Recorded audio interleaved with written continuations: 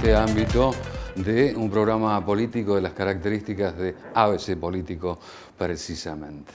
Hay expectativas en el departamento de General San Martín, en particular con respecto a la resolución de la Suprema Corte de Justicia de la provincia. ¿Se permitirá que el intendente Jorge Jiménez sea reelecto en estas circunstancias? Vamos a conocer exactamente cómo se está desarrollando, por lo menos en general, esta situación desde el punto de vista del derecho en la provincia de Mendoza en cuanto a lo que han presentado los diferentes intendentes justicialistas en base al decreto del gobernador. Se impide, en principio, la reelección, pero hay un recurso ante la Suprema Corte de Justicia de la provincia. Hemos invitado para charlar sobre este tema al secretario de Gobierno de la Comuna de General San Martín, el doctor Oscar González. Oscar, un gusto. ¿Cómo estás? ¿Qué tal, Daniel? Muy bien. Bueno, esperando cuál es la situación que se presenta en la Suprema Corte de Justicia, ¿cómo analizan hoy la situación ustedes? Bueno, están para resolverse las recusaciones que se han planteado y en términos muy breves se va a expedir sobre la medida cautelar que se ha planteado también. ¿La medida cautelar qué implica? La medida cautelar es una medida de las que se llaman técnicamente innovativas. Es decir, lo que pretende la medida cautelar, en base a que surge con mucha claridad que hay un derecho conculcado, el derecho a ser elegido, sí, y que esa conculcación es tal porque lo ha sido en forma arbitraria, ¿no? Ante esa situación y ante el peligro que significa demorarse hasta obtener una resolución definitiva del planteo, lo que se pretende es que la Suprema Corte autorice a los damnificados a participar del acto eleccionario mientras se resuelve en definitiva el planteo. Hay una resolución por parte del fiscal de Estado del inicio de esta semana que de alguna manera está implicando que se expida rápidamente la Suprema Corte. Sí, sí, el fiscal, en realidad, el fiscal de Estado no resuelve, sino dictamina. O sea, le aconseja a la Corte. El consejo del fiscal es el consejo que coincide con la opinión jurídica de la mayoría de los juristas. Sí. Yo diría que se ha pretendido descalificarlo por su vinculación primitiva al justicialismo. Y yo diría que la doctora Kemelmacher, que fue nombrada en el gobierno de Jaber, no es justicialista, y la doctrina que estamos sentando es en la que se están apoyando los intendentes y el partido en este planteo, es la doctrina que sentó la juez Aida Kemelmacher, con el apoyo de toda una corte que había sido nombrada por el partido gobernante, digamos, obviamente con los mecanismos constitucionales, pero desde las mayorías y a instancia del gobernador Jaber. Porque yo te recuerdo sí, que durante el proceso, los jueces que habían sido nombrados, se les respetó el nombramiento, salvo los jueces de la Suprema Corte que sí fueron reemplazados. Entonces, esto excede la cuestión de los partidos. Esto es una cuestión institucional que está vinculada con el sistema republicano de gobierno. El sistema republicano de gobierno, una de las características que tiene es el principio de legalidad. No gobierna en determinados aspectos que están reservados a las normas la voluntad omnímoda del titular del Ejecutivo o del juez o del legislador. Todos deben atenerse a lo que dicen las leyes. En materia electoral, lo que establece la Constitución. Los mendocinos votamos por la no reelección de los intendentes. Y eso es lo que apoya, de alguna manera, el trabajo realizado por la doctora Kemelmacher en su momento. ¿Cuál fue la situación y después cuál es el planteo posterior? Claro, en ese momento... ¿2009 estamos hablando? No, 1989. En 1989 el gobernador Bordón pretendía reelegirse Claro. obtiene en el referéndum una mayoría sobre los votos emitidos, pero no sobre los electores del padrón. Entonces la doctora Kemmelmacher y la acompañaron los demás integrantes de la sala, y después avaló el fallo la Corte Suprema de Justicia de la Nación, estableció que donde la Constitución dice que para reformarse a sí misma es preciso la mayoría de los electores, estaba diciendo la mayoría de los empadronados. Para hacer eso hizo un enjundioso análisis semántico de qué quiere decir en el contexto legal y constitucional la palabra electores, cosa que no ha sido asumida en el decreto del gobernador.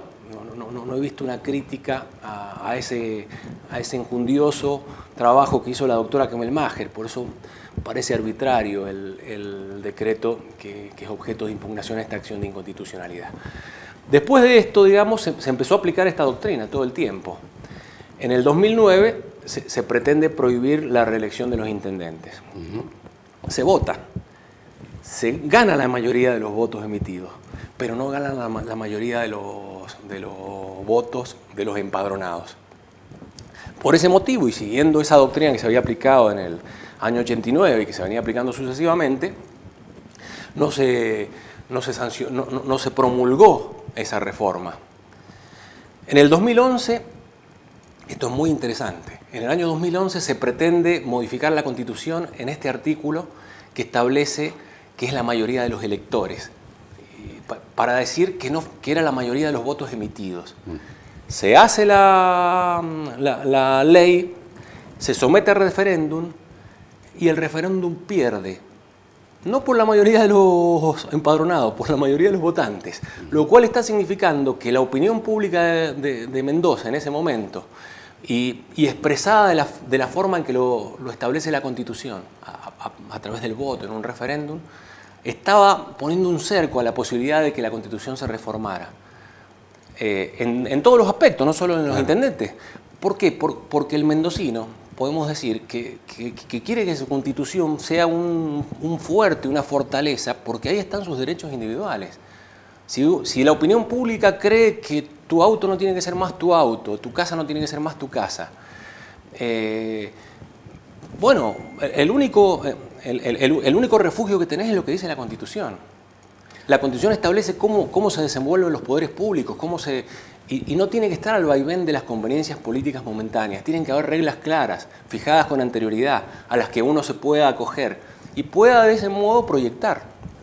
El tema es también analizable desde lo que significa la Suprema Corte y su Constitución.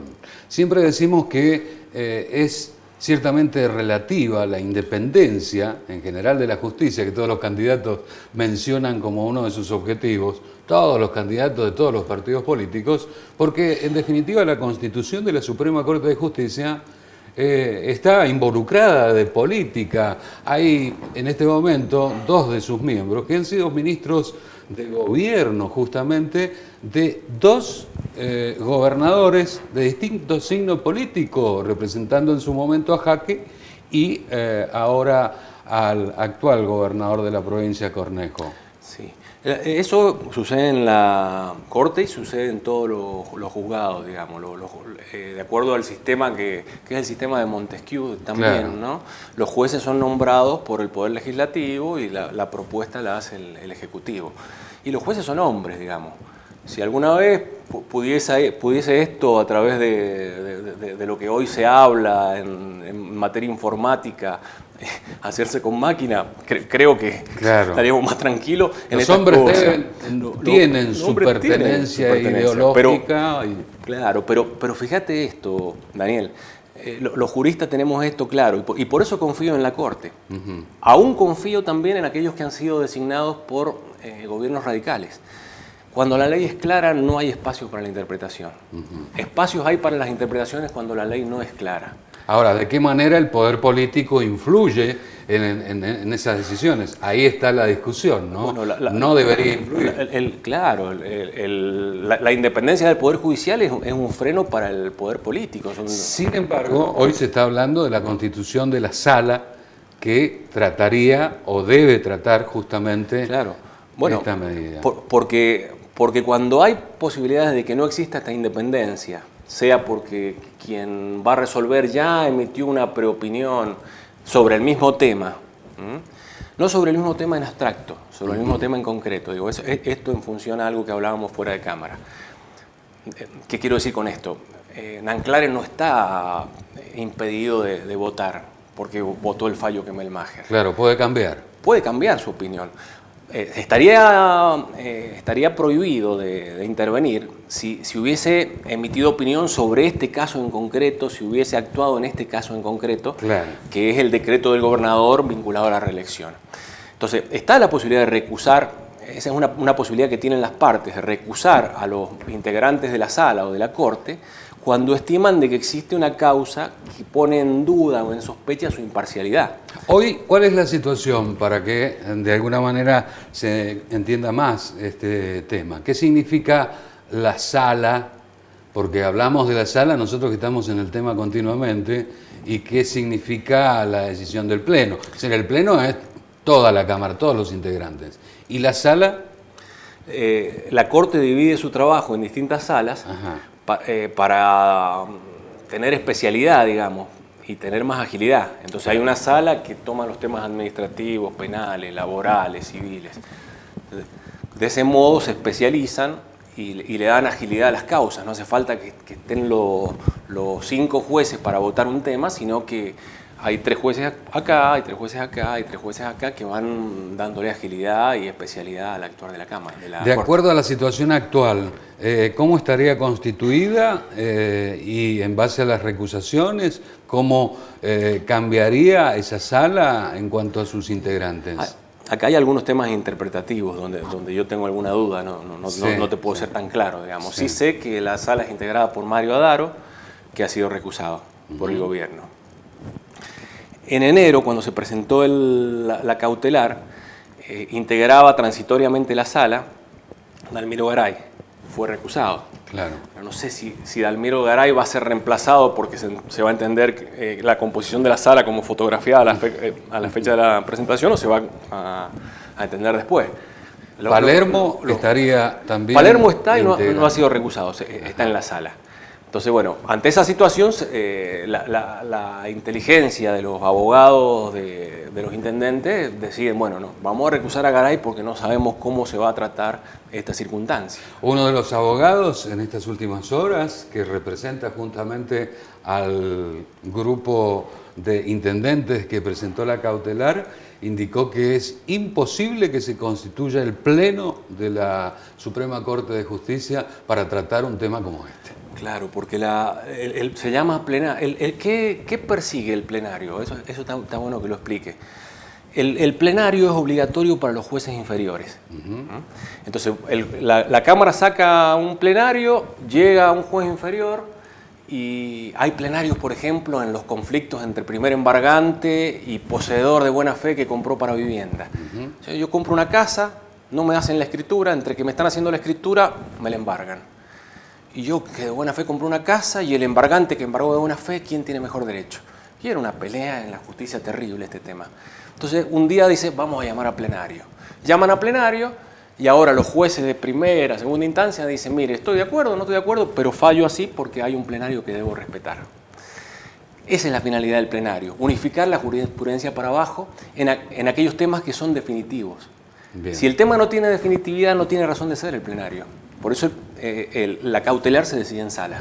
A veces es bueno tomar estos temas, abordar estos temas técnicos, aunque a veces cuesta entenderlos porque no estamos en esto, pero inmediatamente pasamos a lo político. Escuchaba a Omar de Marchi en estos días indicar que si el gobernador hubiera firmado este decreto con anterioridad, la situación no sería tan difícil en cuanto a resolución rápida por parte de la Suprema Corte. Y tildó de especulación quizá política esta situación, ¿no? Claro. Bueno, yo hasta acá he venido hablando como hombre del derecho y he tratado de ser objetivo en lo que digo. Acá entro un campo en el que no soy objetivo, porque soy parte y bueno, quiero aclarar a la audiencia también que opino desde mi parcialidad en esto. Por eso justamente queremos el análisis político del tema. Comparto lo que dice de Marchi, digo. Si la República tiene el principio de legalidad y el principio de legalidad nos da reglas objetivas para ver cómo se compite en la puja electoral, antes se arreglaban a los tiros estas cosas. Desde que tenemos constituciones y después de que tuvimos constituciones se siguieron arreglando los tiros durante larga data. Sí. La Constitución lo que pretende es que tengamos reglas claras para que se compita dentro de límites que sean razonables. Cuando los límites intempestivamente son alterados, cuando las reglas son alteradas, es como si vos estás jugando un partido de fútbol y en el entretiempo te dicen, che, ahora los goles valen doble, si los pateas afuera del área valen doble, y resulta que te hicieron un gol de afuera del área. No es así, ¿viste? No es que no se quiera o se pretenda ser eternamente reelegidos los intendentes. Lo ha mencionado el propio Jorge Jiménez. Nosotros estamos de acuerdo, dijo en su momento, que no solamente no sean reelectos indefinidamente los intendentes, sino también tienen que pasar por esa situación de límites los legisladores provinciales, los concejales, otros funcionarios. Creo que sí, que si le pasara todo sería bueno y no estaría mal. Pero acá hay una cosa que está más allá de este bien o mal, que es claro, que un gobernador no puede meter mano a la Constitución. No puede, porque nos quedamos sin garantías. Eso es fundamental. Y en la puja política es fundamental porque si no, no hay reglas. Es la regla que más le convenga al gobernante de turno. Eso no puede ser. ¿Hay tiempos, Oscar, en el futuro para que se expida la Suprema Corte? La Corte tiene tiempo para expedirse ahora. Y lo otro que hay que decir es que... Es lo más rápido posible, en definitiva, se tiene que pedir rápido porque si no, no va a ser útil su resolución. Claro. Y lo otro que hay que decir es que no hay afectación al sistema democrático, que no hay por qué entender que el sanmartiniano, el sanrafaelino, el lavallino, el tunuyanino, el juninense o el sancarlino son incapaces, que vos le tenés que decir quién sí y quién no, si en definitiva si se llegan a postular los intendentes de estos lugares, va a ser el pueblo que les diga que sí o que no, y va a ser quien va a evaluar si lo nuevo o lo viejo es lo que corresponde, digo. Hay una cosa que es un poco chocante. Renovar, cambiar, ¿es bueno o es malo? Y parece bueno porque renovar, cambiar parece una buena palabra, con carga afectiva positiva. Pero si renovás para mal, entonces digo, que decida el pueblo, si es bueno seguir o es bueno cambiar. No está bueno que venga alguien que no es del departamento y diga, cambiemos, ahora es una imposición. No está bueno. Así llegamos al final de esta cita con la información de esta semana, para destacar también en cuanto a la producción lo que ocurrió con el fondo anticíclico, que fue aprobado en la Cámara de Diputados de la provincia, ya pasará para su tratamiento en la Cámara de Senadores de Mendoza, que intenta, en un proyecto que ha partido desde el Ejecutivo provincial, intenta tener un fondo, constituir un fondo en dinero para hacer frente a las situaciones que se presentan en la industria vitivinícola. Lo planteó en principio a 4 años, llegaron a un acuerdo con el Partido Justicialista a 3 por un monto menor. El principal problema existía en cuanto a los fondos, de dónde provenían. La oposición indicaba que no era necesario tomar deuda externa, sino hacerlo con fondos del propio gobierno, que maneja el propio gobierno. Llegaron allí también a una conclusión, a una coincidencia. Vamos a ver qué ocurre en la Cámara de Senadores de la provincia de Mendoza. Con esta información nos despedimos hasta la próxima semana. Gracias.